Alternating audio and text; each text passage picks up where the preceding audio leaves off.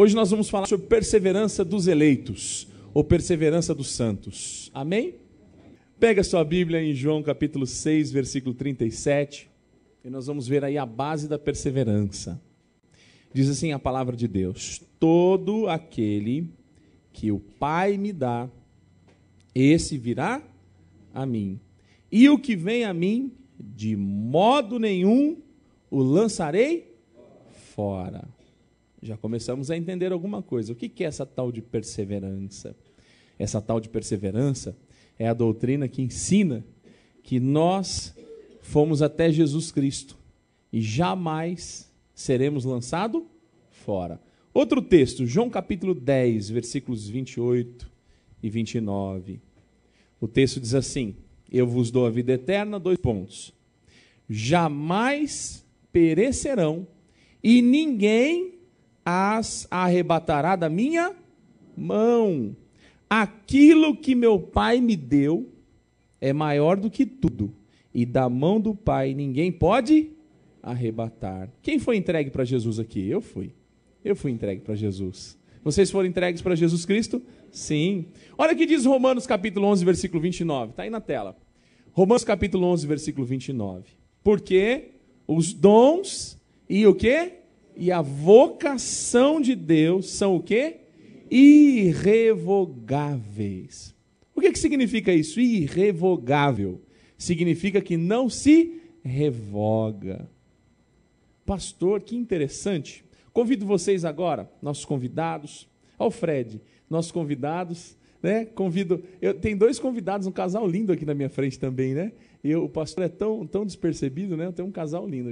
Sejam bem-vindos também, amém? Eu não sei o nome, mas tenho certeza que vocês são meus irmãos em Cristo. Fica aqui com a gente. Olha só, nós vamos adentrar num tema que é a perseverança dos eleitos, a perseverança dos santos. O tema em que mostra que Jesus Cristo cuida de nós até o fim da nossa vida terrena, através do seu Santo Espírito. E alguns têm dúvida disso aí. Alguns falam assim, mas a gente perde a salvação. Não, a gente não perde a salvação. Porque a salvação é um dom de Deus, sim ou não? Sim, é um presente. Dom, carisma, significa presente. É um presente que o Pai nos dá, através de Jesus Cristo. E esse presente é irrevogável. O Senhor nos dá gratuitamente no amado Jesus, e isso é irrevogável, ninguém tira de você. O dia em que você aceita Jesus Cristo como Senhor e Salvador, e olha só o que acontece, você passa a andar com Jesus, você é reconciliado com o Pai. A partir desse dia, você é nascido de novo, acontece a regeneração, você nasce de novo. A partir desse dia, você é justificado, ou seja, os seus pecados são o quê? Perdoados, e aí você está absolvido da pena de morte. Que morte? O salário do pecado, em Romanos 6, 23. A partir desse dia, você passa a andar com Cristo, porque você tem união com Cristo. Olha que lindo! A partir desse dia, você tem a conversão, acontece a conversão, um ato seu, você se arrepende dos seus pecados e você passa a crer em Jesus Cristo. A partir desse dia, num processo duradouro, um processo até o fim da sua vida, você está em santificação. O Espírito Santo santifica você e você também lutando ali junto com o Espírito, não é assim? E a partir desse dia, acontece o que? A perseverança, que é o que nós vamos tocar hoje, porque o Senhor não deixa você ser lançado fora, e no final de todas as coisas, você será glorificado. Eu estou repetindo isso esse mês. E já estamos, não esse mês, sim, esse mês, comecei numa quarta-feira, continuei falando domingo de manhã, domingo acho que à noite eu falei alguma coisa a respeito, e hoje eu repito isso, porque a doutrina da salvação tem que ficar clara na sua mente. Você foi salvo, você foi livre da morte como consequência do pecado, porque o salário do pecado é a morte, mas e o dom gratuito de Deus é o quê? A vida eterna. E aí quando você lê Romanos 11, 29, que diz: os dons e a vocação de Deus são irrevogáveis. Olha só, o dom gratuito de Deus é o quê? Vida eterna. O dom gratuito e o dom irrevogável significa que Deus nunca revoga de você isso daí. E aí você já começa a ter um monte de dúvida na sua cabeça. Vamos lá. Deus nos ensina que apenas os aparentemente renegados desertarão. Você fala, meu Deus, que história é essa? Espera aí, pastor, então só aqueles que aparentemente abriram mão do pecado, abriram mão da falsa fé, abriram mão do paganismo, só eles desertarão? Sim, só eles desertarão. Olha o que diz 1 João capítulo 2,19 na sua Bíblia. Diz assim, ó, eles saíram de nosso meio, está lá em 1 João 2,19, eles saíram de nosso meio, entretanto não eram dos nossos. Porque se tivessem sido dos nossos, teriam permanecido conosco. Todavia eles se foram para que ficasse manifesto que nenhum deles é dos nossos. Olha só, o que está dizendo aqui não é mudança de igreja. Porque hoje nós mudamos de igreja, sim ou não? Sim. Não é? Muda, vai para uma igreja batista, eu gostei mais do pastor de lá e foi para aquela. Eu gostei mais da outra igreja batista e muda. Eu gostei mais da presbiteriana. Eu gostei mais da congregacional. Eu gostei. Não é isso. Aqui está dizendo de pessoas que abrem, em 1 João 2,19, pessoas que abrem mão da fé. Pessoas que falam assim, não quero mais saber de Jesus. Pessoas que aparentemente aceitaram a Cristo como Senhor e Salvador, quer dizer, são pessoas renegadas, abriram mão do passado, abriram mão, mas desertam. Por que desertam? Porque aparentemente são salvos. 1 Coríntios 11:19 diz assim, porque até mesmo importa que haja partidos entre vós, para que também os aprovados se tornem conhecidos em vosso meio. Olha só que interessante, Paulo dizendo o seguinte, lá em 1 Coríntios 11:19, é necessário que tenha sim essas coisas no meio da igreja. Tenham heresias, tenham pessoas que abram mão, que não querem mais saber de Jesus. Não quero mais saber. Por quê? Somente os aprovados serão o quê? Conhecidos.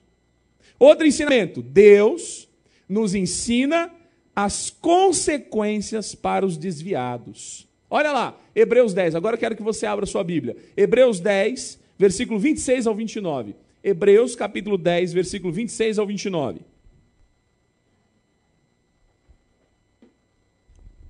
Já encontrou Hebreus? Hebreus é uma daquelas páginas da Bíblia que fica grudada, não é?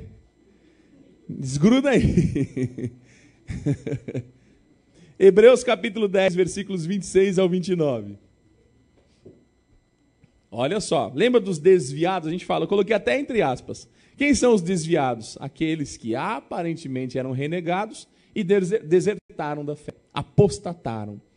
Olha só o que diz Hebreus capítulo 10, versículos 26, 27, 28 e 29. Diz assim, porque se vivermos deliberadamente em pecado, depois de termos recebido pleno conhecimento da verdade, já não resta sacrifício pelos nossos pecados. Olha só isso. Pelo contrário, certa expectação horrível de juízo e fogo vingador, prestes a consumir os adversários. Sem misericórdia morre pelo depoimento de 2 ou 3 testemunhas quem tiver rejeitado a lei de Moisés, fazendo comparativo. Na lei de Moisés, 2 ou 3 testemunhas, aquele rejeitado morreria. De quanto mais severo castigo julgais vós, será considerado digno aquele que calcou aos pés o Filho de Deus e profanou o sangue da aliança com o qual foi santificado e ultrajou o Espírito da graça. Vocês entenderam? Nada, pastor, não entendi nada. Presta atenção na pergunta aí. Presta atenção na pergunta, olha só. De quanto mais severo castigo julgai vós, será considerado digno aquele que calcou aos pés do Filho de Deus, profanou o sangue da aliança com o qual foi santificado e ultrajou o Espírito da graça. Ele diz assim, se na lei de Moisés, com 2 ou 3 testemunhas, morria, o castigo para aquele que aparentemente aceita Cristo, depois profana o nome de Cristo, é pior. Forte isso, não é? A pessoa fala, mas pastor, santificado? Santificado aqui está no contexto da aliança de Moisés. Santificado é a reforma exterior. Sabe aquela pessoa que aceita Jesus tem uma reforma só exterior? Você fala, nossa, tem cara de cristão. Tem jeito de cristão. Fala que nem cristão. Até o cheira de cristão.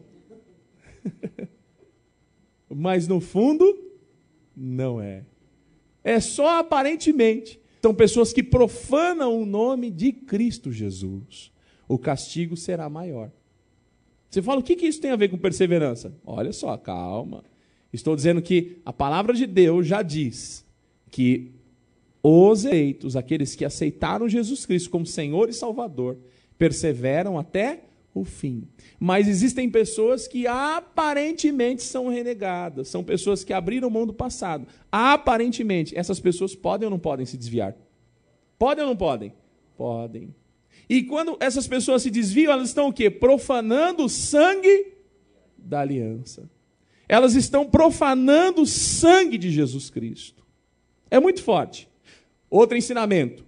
Somente Deus distinguirá os eleitos dos aparentemente eleitos. Todos juntos.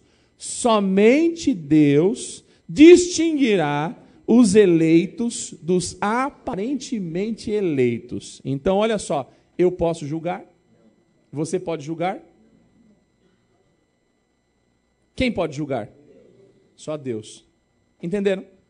Está lá, Malaquias 3,18, diz assim: então vereis outra vez a diferença entre o justo e o perverso, entre o que serve a Deus e o que não serve.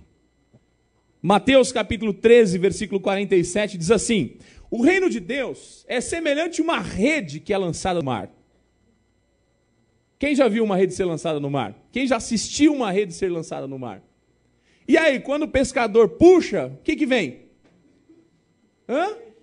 Vem todo tipo de peixe, toda espécie de peixe. Por que Jesus disse isso? Toda espécie de peixe. Por que Jesus disse isso? Por quê? Por que Jesus disse isso? Porque tem peixe bom e peixe ruim. Nesse mesmo capítulo de Mateus, no capítulo 13 de Mateus, no versículo 25, se não me falha a memória, fala a respeito do joio. Não é assim? Que vem o mal e vai lá e coloca no meio do trigo o quê? O joio. Quem sabe quem é o joio e quem é o trigo? Somente Deus. Eu posso julgar? Você pode julgar? Não, somente Deus. Então olha só, presta bem atenção. A questão não é de perder ou não perder a salvação. A questão é de ser ou não ser o quê? Salvo em Cristo Jesus. Entenderam ou não? A questão não é de perder ou não perder a salvação. A questão é de ser ou não ser salvo em Cristo Jesus. Fala para o seu irmão assim: você é um salvo em Cristo Jesus. Pode falar, não tem problema. Sim, você é um salvo em Cristo Jesus. Quem é salvo em Cristo Jesus? Levanta a mão. Eu sou. Eu sou. Vocês não podem me julgar. Eu sou um salvo em Cristo Jesus. Vocês são salvos em Cristo Jesus. Quem aceitou Jesus Cristo como Senhor e Salvador na vida? Eu aceitei. Amém? Fé e arrependimento. Isso faz parte da nossa vida. Que bênção, pastor. Pastor, então peraí. Quer dizer então que aquelas pessoas que abrem mão, na verdade, abriram mão porque elas nunca foram salvas. Outro ensinamento, está aí no Data Show. Deus nos ensina o destino dos salvos. Presta bem atenção. Deus nos ensina o destino dos salvos se, tem uma condicionante, se pudessem apostatar. Vocês podem ler comigo isso para ficar bem fixado na mente. Deus nos ensina o destino dos salvos se pudessem apostatar. Tem gente que pega Hebreus capítulo 6 e não sabe interpretar o texto. Diz assim, está vendo aqui? Aqui tem perda de salvação. Há possibilidade? Não. Vou explicar para vocês. Abra sua Bíblia em Hebreus capítulo 6, do 4 ao 8. Vocês vão entender. Hebreus capítulo 6, do 4 ao 8. Olha que forte isso daí. Esse é um dos textos mais difíceis para todos os teólogos da história. Mas nós vamos resumir isso agora, porque Jesus Cristo nos ensina a palavra e nos ilumina através do Espírito Santo. Amém? E a palavra já interpreta a própria palavra. Então não tem nada de ficar, perturbado com o texto. Não, olha o que diz aí. Primeiro, começa com é impossível. Não está assim? Diz aí, é impossível. Gente, forte ou não é forte? Você fala, mas é impossível o quê? Vamos lá, vamos entrar no texto. É impossível, pois, que aqueles que uma vez foram iluminados, quer dizer então que é impossível que aqueles que foram iluminados? É impossível, pois, que aqueles que provaram o dom celestial, É impossível, pastor, está escrito aí, é impossível se tornaram participantes do Espírito Santo. Meu Deus! Né? Quer dizer, recebeu o Espírito Santo na sua vida, no dia em que aceitou a Cristo como Senhor e Salvador. Foi batizado no dia em que recebeu a Cristo como Senhor e Salvador. É impossível que essas pessoas que se tornaram participantes do Espírito Santo, que mais? Provaram a boa palavra de Deus, os poderes do mundo vindouro e caíram. Nossa, agora eu fiquei preocupado, hein? É impossível que essas pessoas que caíram, sim, diz assim, sim, é impossível, tem na sua Bíblia aí novamente o impossível? Sim, é impossível outra vez renová-los para o arrependimento.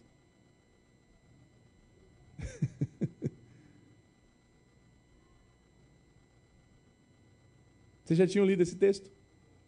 Já tinham refletido nesse texto? Forte isso daí. É impossível outra vez renová-los para o arrependimento? Espera aí, pastor. Está dizendo aqui, ó, foi iluminado, provou o dom celestial, participante do Espírito Santo, provou a boa palavra de Deus, os poderes do mundo vindouro, quer dizer, conheceu o que vai acontecer no futuro, o arrebatamento, não é assim? O milênio, a grande tribulação, enfim, conhece a palavra, discerne a palavra. É impossível outra vez renová-los para o arrependimento. Visto que, olha o que diz aqui em Hebreus, visto que de novo estão crucificando para si mesmos o Filho de Deus, e expondo-o à vergonha, porque a terra que absorve a chuva que frequentemente cai sobre ela e produz erva útil para aqueles por quem é também cultivada, recebe bênção da parte de Deus. Mas se produz espinhos e abrolhos, é rejeitada e perto está da maldição, e o seu fim é ser queimada.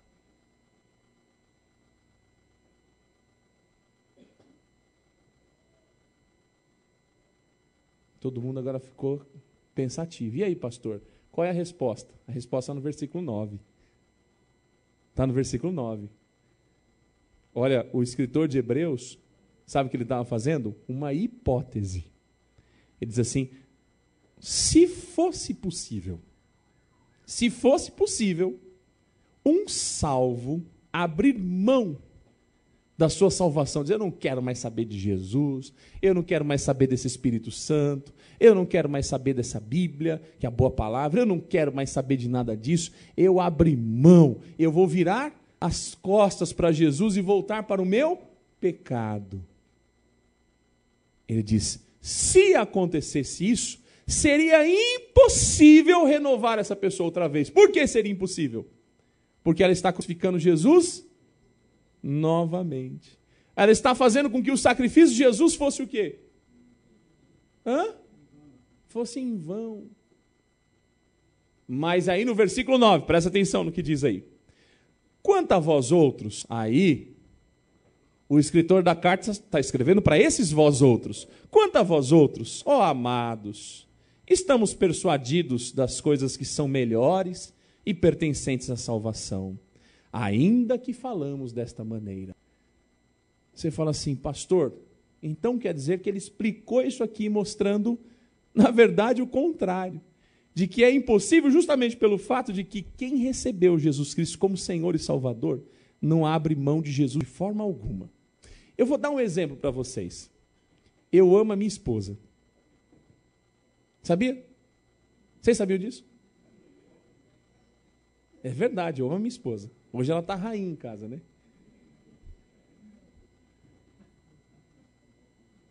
E posso falar uma coisa para vocês?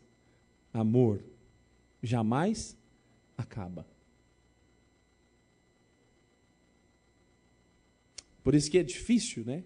Divórcio, novo casamento, é difícil. Eu sei que tem irmãos que já enfrentaram isso, é difícil, é uma dor, é um sofrimento, que é como duas folhas de papel mesmo colada. Quando há o divórcio, rasga essa folha, sai cada um com um pedacinho do outro, não é assim? É muito difícil. E aí, a vida dá uma nova chance, e aí encontra, pode ser feliz, é claro, Deus dá assim perdão, misericórdia e abençoa novos casais. Deus abençoa, isso ninguém tem dúvida aqui, porque Deus é bom e misericordioso. Sim ou não? Sim. Mas eu amo a minha esposa, e amor é uma vez só.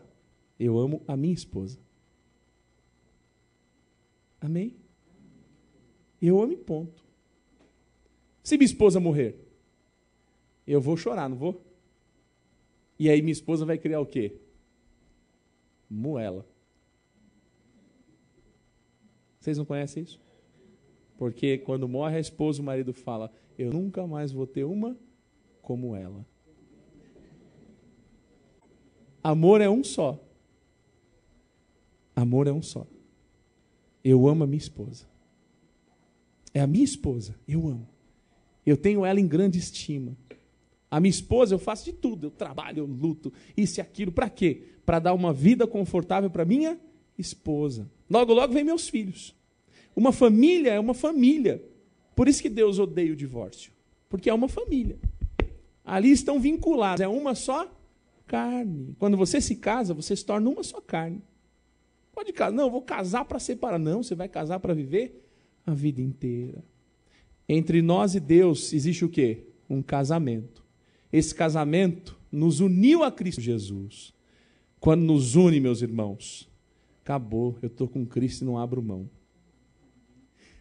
Eu sei que tem irmãos que não podem comer pudim aqui, em razão da diabetes. Imagina que você nunca tenha comido pudim. Nunca comeu pudim na vida. Tem gente que não gosta. Imagina que todo mundo gostasse. Ou, potencialmente, gostaria. Nunca comeu. O dia que você experimentar pudim, você vai ter vontade de comer de novo? Olha só, coisa simples. O dia que você experimenta amor, e aí, gente, não dá vontade de ficar perto, ficar junto? Eu estou com vocês, mas eu estou com saudade da minha esposa. E é gostoso chegar em casa. Eu chego na minha casa, é o melhor lugar do mundo. Eu chego em casa, e olha que eu fico pouco em casa, né? Mas eu chego em casa, eu estou com a minha esposa, a gente conversa, a gente brinca, a gente se abraça. E a mesma coisa do degustar. Você gosta de algo. Se você nunca experimentou, eu não conheço isso. Então, para mim, isso não tem sentido algum. Mas o dia que eu conheço, experimento, eu não quero mais abrir mão. Agora, olha só. Deus, o sumo bem. Deus, o belo, como dizia Agostinho de Hipona. Deus, aquele que é o amor, como dizia João na sua carta. Quando você conhece o próprio amor, quando você conhece o belo, o sumo bem, eu duvido quem queira abrir mão desse Deus. O dia que você conhece o amor de Jesus, o dia que você conhece o que é o amor de Jesus, o dia que você conhece Jesus, o belo, aquele que não há nada mais belo nesse mundo do que Jesus, o sumo bem, quer dizer, a bondade em pessoa, você diz, não tem comparação com mais nada. Eu não consigo abrir mão de Jesus. Eu não consigo. Eu não consigo. E aí, quem escreveu Hebreus está dizendo isso aqui, olha, se fosse possível, olha o que aconteceria, não tem como renovar outra vez. Por que não tem como renovar outra vez? O judeu tem esse costume de dizer sempre no lado oposto. E diz assim, não faça isso, mas ele quer incentivar o contrário. E quando quem escreveu Hebreus diz isso, ele está dizendo assim, olha, não tem como vocês abrirem mão, porque se vocês abrirem mão, não tem como voltar. Por que não tem como voltar? Não se dá para sacrificar Jesus duas vezes. É um só batismo, uma só fé, um só Espírito. Que brincadeira é essa? Entra o Espírito, sai o Espírito. Entra o Espírito, sai o Espírito. É salvo, deixa de ser salvo. É salvo, deixa de ser salvo. É salvo, deixa... Creio, não creio. Creio, não creio. Não, isso é brincadeira. Com Deus não tem brincadeira. Os dons e a vocação de Deus são o quê? Irrevogáveis. Tem como desfazer o sacrifício de Jesus na cruz do Calvário? Deus chega e fala assim, vou apagar da história. O que eu vou apagar da história? O sacrifício de Jesus. Vou apagar, o sacrifício de Jesus não existe mais a partir de hoje. Que dia é hoje, igreja? Hoje é dia 12 de julho. Nossa, dia 25 de julho é aniversário da irmã Gilda. Olha só.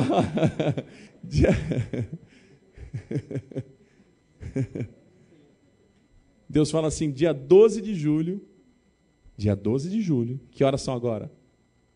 10 horas já. Não é brincadeira. Falta 20 minutos para as 8.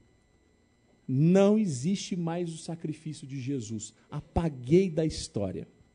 E aí, gente, na história tem como apagar? Não tem. É irrevogável o sacrifício de Jesus. Alguém tem dúvida? É irrevogável o sacrifício de Jesus. Porque foi o dom gratuito de Deus para cada um que está aqui. Amém? Nunca, assim como na história, não tem como mais desfazer o que Jesus fez na cruz do Calvário, não tem como desfazer o selo da promessa na sua vida. Amém? Paulo fala isso. Paulo ensina isso para a gente. Lá em Efésios capítulo 1 diz que o Espírito Santo é o quê? Ele é o penhor, ele é a garantia, ele é o selo da sua salvação. Que belo, né? Vocês entenderam Hebreus? Quem entendeu Hebreus? Se não entendeu, eu vou começar o sermão de novo. Versículo 9 é a chave. Por que o versículo 9 é a chave? Ele mostra que é apenas um exemplo. É apenas um exemplo. Outro ensinamento, senão a gente não sai daqui. Hoje eu estou iluminado. Deus nos ensina que o filho que peca será disciplinado pelo pai. Aí você fala assim, então, peraí, pastor. E aquelas pessoas que estão salvas e vivem pecando, vivem cometendo um erro, uma falha, etc. e tal? Leia Hebreus capítulo 12, versículo 6. Olha o que diz aí. Hebreus 12, versículo 6. Porque o Senhor corrige a quem ama e açoita a todo filho a quem recebe. Quem foi recebido por Jesus? Eu fui recebido por Jesus. Quem foi recebido por Jesus, sabe o que o Pai faz? Ó. O que é isso aqui? Açoite. Olha só, hein? Tem coisa na vida que é provação. Tem ou não tem? A gente passa uma dificuldade, você percebe, é provação. Você fala, Deus está nos provando. Tem coisa que você fala, isso é tentação. Então é o outro lá. É o Zé do Garfo. Você fala, é ele que está tentando aqui a minha pessoa. Opa, Senhor, me ajuda aqui. Não é isso? Fugir da aparência do mal. Ó, tem hora que tem que fugir. Tem hora que tem que orar. Tem hora que tem que resistir. Tem que entender bem as tentações. Mas tem momento, sejam sinceros comigo, você e eu, nós sabemos que não é provação nem tentação, é correção de Deus. Quem já foi corrigido por Deus? Levanta a mão. Eu já fui. Eu já fui corrigido por Deus. A gente sabe que não é provação, que não é tentação do outro, portanto só pode ser o quê? Correção. A gente fala, Senhor, tem alguma coisa errada em mim, me perdoa. Aí você já se ajoelha, fala, Senhor, me perdoa, eu vou retornar no sentido de volto a fazer o que o Senhor deseja na minha vida, porque parece que o caminho trava, não anda, não tem jeito. E não é problemas de doença, não, porque pode ser provação. Sim, pode ser provação na vida. E você vai até o fim com Jesus Cristo. Mas tem momento que é correção de Deus. 1 Coríntios capítulo 10, versículos 12 e 13. Diz assim, aquele, pois, que pensa estar em pé, cuidado para que não caia.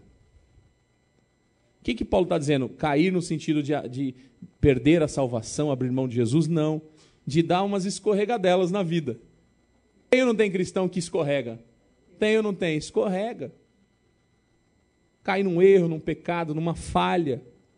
Tem alguns irmãos nossos, olhem para mim aqui, ó. Tem uns irmãos nossos que falam assim, que quando cometeu adultério, acabou, caiu da graça.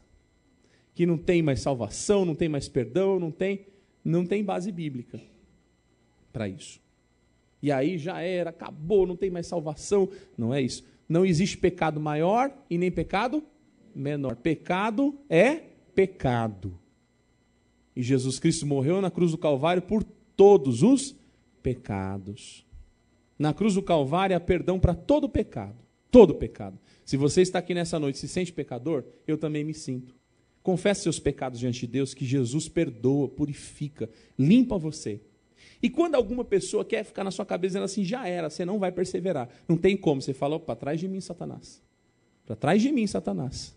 Porque o Senhor está comigo todos os dias. Ele tem me auxiliado. Outro ensinamento. Deus nos escolheu, garantindo a perseverança em santidade. Todos juntos. Deus nos escolheu, garantindo a perseverança em santidade. Por que isso? Tem alguns que nos acusam, falam assim, os batistas, eles têm um problema. Qual que é? Eles já têm a perseverança mesmo dos santos, então eles vivem de qualquer jeito, acabou. Vive de qualquer jeito, já são salvos mesmo, uma vez salvo para... então pronto, eles fazem o que querem, eles aprontam, mas eles não nos conhecem. E não conhecem a palavra de Deus, porque o Senhor nos escolheu, o Senhor nos faz perseverar em santidade. 1 Pedro, capítulo 1, versículo 2 diz, eleitos segundo a presciência de Deus Pai, em santificação do Espírito Santo, para a obediência e aspersão do sangue de Jesus. Porque a árvore boa dá o quê? Bom fruto. Quem é árvore boa aqui? Eu sou o primeiro a levantar a mão. Eu sou árvore boa. Eu dou bom fruto. Porque olha só, se Deus me escolheu para ser uma árvore boa e tem mau fruto, então eu sou joio. Agora, se Deus me escolheu, e Deus me escolheu, se não, sai para lá, o quê? Deus me escolheu para ser salvo, eu dou bons frutos para o Senhor Deus. Amém? Efésios capítulo 1, versículo 3, diz que nos predestinou antes da fundação do mundo para sermos santos e irrepreensíveis. Há um propósito de Deus na sua vida. Deus chamou você para ser santo. Amém? Deus chamou você para ser santo.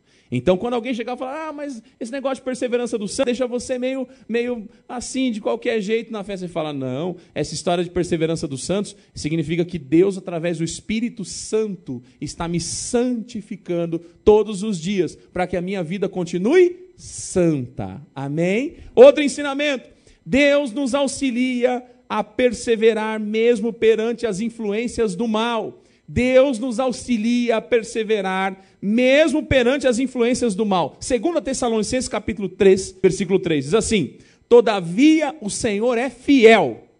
Todavia o Senhor é fiel. Ele vos confirmará e guardará do maligno. Amém? Quem é que está guardando a gente do maligno? Das influências do mal. O próprio Deus tem nos guardado todos os dias. Porque se Deus não te ajudar, Senhor, se Deus não me ajudar, essa carne aqui, essa carne minha, que é isso? Se Deus não me segurar, não me ajudar, não estar ao meu lado, o Espírito Santo habitando em mim, meus irmãos, eu dou lugar à minha carne. Eu dou lugar à minha carne. Não existe ninguém santinho aqui. Aliás, se existir, tudo bem, mas se for que nem eu, olha, você precisa muito do Espírito Santo. Amém? É porque às vezes pode ter, não sei. Mas nós precisamos do Espírito Santo. Outro ensinamento, Deus nos presenteia com a perseverança para a vitória. Então o presente de Deus da perseverança é para a vitória. Tem gente que fala assim, mas espera aí, se você já vai perseverar, então você não tem gosto na vitória. Você não tem alegria alguma na vitória. 1 João capítulo 5, versículo 4 diz assim, porque todo que é nascido de Deus vence o mundo.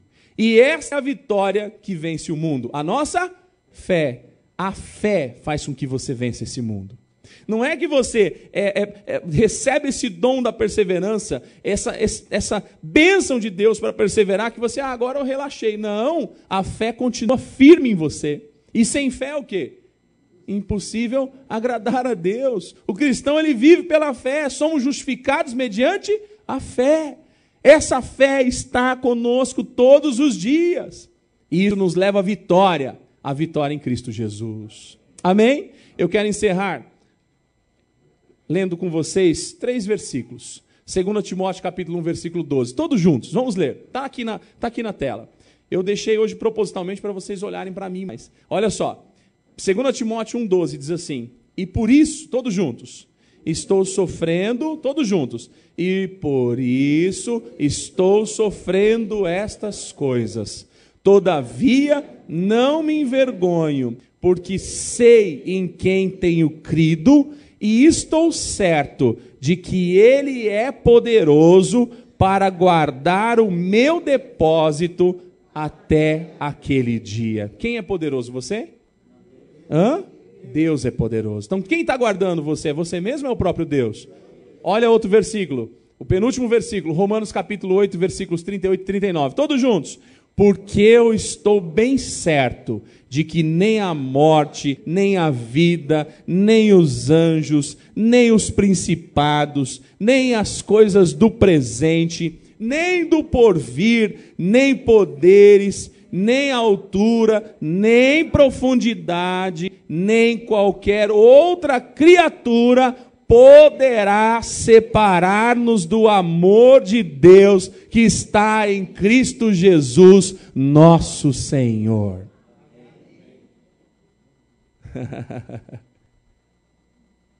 O último versículo agora, o último. Todos juntos? Estou plenamente certo de que aquele que começou a boa obra em vós há de completá-la até o dia de Cristo Jesus. Pode ficar em pé agora e vamos orar. Você percebe a bênção de Deus na sua vida? Quem percebe a bênção de Deus na vida? Meus irmãos, Deus é ou não é digno de adoração? Depois dessa aula de Bíblia que nós tivemos, todos juntos, foi a Bíblia que nos ensinou. Veja como Deus ama você. Veja como Deus ama você. Deus não só entregou Jesus Cristo na cruz do Calvário para morrer por você, como Deus tem cuidado de você todos os dias. Vocês perceberam isso? Todos os dias Deus tem cuidado de você. Eu, quando falo de perseverança dos santos, quando falo, eu fico realmente extasiado, sabe? Eu fico em êxtase diante de Deus, porque eu me sinto alegre em saber, me sinto feliz, eu não sei o termo correto, em entender o amor de Deus, a dimensão desse amor, a profundidade desse amor, e saber que nada pode me separar do amor de Cristo Jesus. Nada. Se você entrou aqui hoje triste, se você entrou aqui desanimada, se você entrou aqui dizendo, mas essa fé não vale mais nada, eu não quero mais saber disso. Não. Jesus mostrou para você que Ele tem cuidado de você. Inclusive foi Deus que fez com que você saísse do seu lar e viesse até aqui hoje. Foi o próprio Deus que fez você se arrumar, tomar esse banho, vir maravilhoso, maravilhosa como você está aqui, para dizer assim, eu amo tanto você, que eu não só salvei você, como eu tenho completado a minha obra em sua vida todos os dias. Todos os dias eu tenho completado a minha obra em sua vida. Até o dia em que você encontrar o meu Filho Jesus Cristo. Até esse dia, eu tenho cuidado de você. Deus tem cuidado da sua vida. Pega na mão do seu irmão aí do lado. Pega na mão. Pega, para ficar mais quentinho. A gente está com a mão fria. Esquenta a mão do seu irmão agora. Esquenta, uma igreja unida. Unida no Santo Deus. No Filho Jesus Cristo. Pelos laços do Espírito Santo. Não é que a gente diz no final, a comunhão do Espírito Santo. Jesus tem cuidado de você todos os dias. Eu sei que você enfrenta lutas. Eu sei que você enfrenta dificuldades. Eu sei que você enfrenta problemas e às vezes são interiores. Nem sua mulher, nem seu marido sabe, nem seu filho. Ninguém, nem seu pai, nem sua mãe. E às vezes dá uma vontadezinha lá no fundo de falar, parei. Mas você sabe por que não consegue? Porque você foi escolhido por Deus. Sabe por que você não desanima? Às vezes fica até sumido, fica 1 mês, 2 meses. Aí depois você fala, não consigo, eu tenho que voltar. Eu tenho que ir falar com Jesus. Eu tenho que abraçar meus irmãos. Porque é o Espírito Santo que está em você, dizendo, você é meu, você é meu, você é minha, você é minha, você é minha. Eu amo você. Eu amo você. Jesus ama você. Feche seus olhos agora. Agradeça a Deus. Abre seus lábios, pode orar baixinho, você faz um agradecimento seu a Deus agora, seu, todo seu, faz um agradecimento seu a Deus aí baixinho no seu lugar, agradeça a Deus, porque Ele tem feito você perseverar, não é você, se fosse por você, se fosse por mim, a gente parava no meio do caminho, a gente desistia no meio do caminho, mas Deus, somente Deus, Ele é quem opera em vós, tanto querer como efetuar. É Deus quem está agindo em você. É Deus que tem motivado você. Quando você enfrenta um problema tão grande, uma angústia tão grande, você fala assim, não vou mais, de repente você vê que você está ali de novo. Você fala, não quero mais, de repente você vê que está ali novamente. Não é porque você é bom, não. É porque Deus te ama e Deus tem cuidado de você todos os dias. Obrigado, Senhor. Obrigado pela tua salvação em minha vida. Obrigado porque a tua palavra nos ensinou nessa noite que todo aquele que o Pai deu a Jesus Cristo, todo aquele que o Pai deu, foi até Jesus. E aquele que foi até Jesus, Jesus Cristo nunca, de modo nenhum, lança fora. A tua igreja, Senhor, é uma igreja agregadora. É o corpo de Cristo, em que as ovelhas são unidas, são fortalecidas, são ali abençoadas através do sangue de Jesus. Obrigado porque através do sacrifício de Jesus Cristo, nossos pecados foram perdoados. Nós fomos reconciliados com Deus, porque outrora éramos inimigos de Deus. Agora não mais. Através do sacrifício de Jesus, nós tivemos a absolvição da pena do pecado, que é a morte. E hoje nós temos vida e vida em abundância.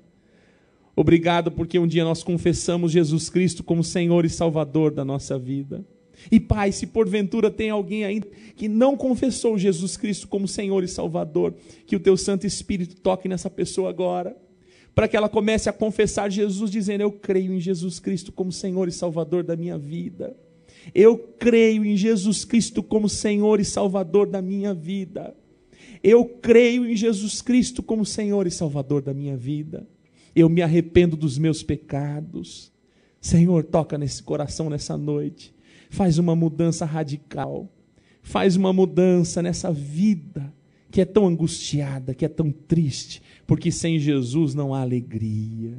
A alegria não é a que o mundo oferece, mas aquela que o Espírito Santo que habita em nós, através do fruto, nos permite evidenciar todos os dias.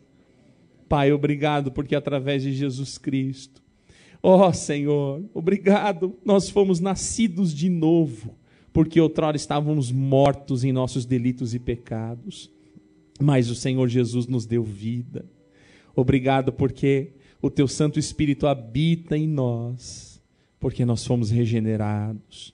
Obrigado porque através da salvação, o Teu Espírito tem nos santificado todos os dias.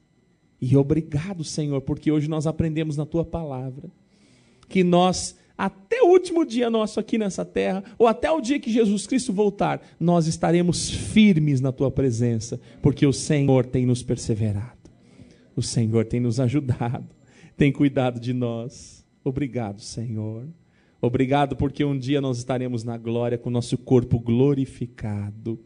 Um dia nós ressuscitaremos ou seremos transformados e estaremos com Cristo Jesus. Jesus, o Teu Filho, nos prometeu: não se turbe o vosso coração.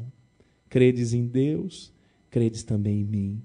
Na casa de meu Pai há muitas moradas. Se não fosse assim, não vou-lo teria dito. Vou preparar-vos lugar. É para esse lugar que eu quero ir, Jesus. É para esse lugar que a nossa igreja está caminhando. Nós somos peregrinos aqui na terra. E obrigado porque mesmo diante das afrontas, provações, tentações, correções, o Senhor tem nos ajudado todos os dias. Que a graça do Senhor Jesus Cristo, o amor de Deus Pai e a comunhão do Espírito Santo permaneçam com todos nós, desde agora e para todos sempre. Toda a igreja diz amém. Dá um abraço bem forte no seu irmão.